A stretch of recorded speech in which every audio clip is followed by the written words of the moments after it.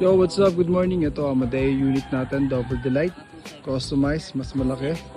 May roof deck po dito. Then, yun. Let's go, pasukin natin. So dito yung ginamit nating frame sa wood finish aluminum. Powder coated po to, then tempered glass yung salamin. So dito meron tayong accent wall, crazy cut, woodstone po yung tawag namin sa bato na to. Then yung pagkakasalansan niya is crazy cut. So ito naman is tempered, laminated. Then wood finish aluminum frame. Yan. So balik ko lang yung aking sapatos.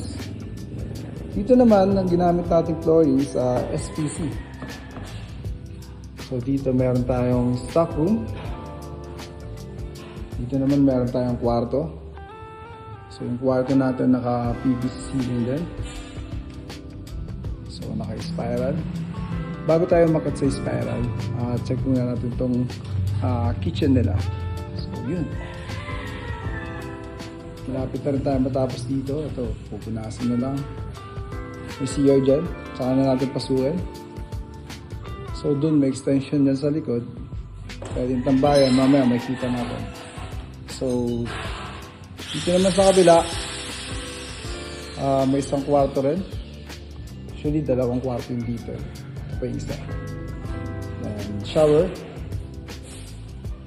May overflow. So dito magkakaroon nyo ng glass railings. Tempered din. Then naka-high ceiling. Tarakit tayo dito.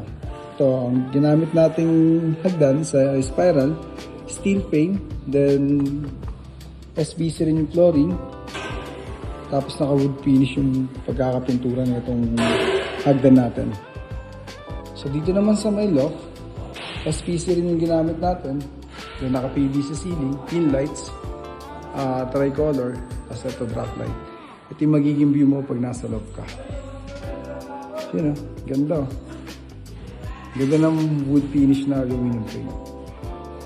Ganun din sa mga bintana, owning yung ginamit natin dito. Then wood finish din, powder coated. Ito naman yung access natin sa roof deck. Meron din sa kabila. So yun. Konting kembot na lang to at malapit na rin ma-turnover. Ito naman yung hagdan pababa. Tara, babayin natin. Ito yung steel frame din. Tapos ito naman naka-tiles.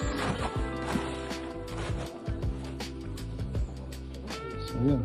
Naka-PVC ceiling din. O naka-tiles, may railing. Tapos may ramp dito. So yun lang muna. Maraming salamat po.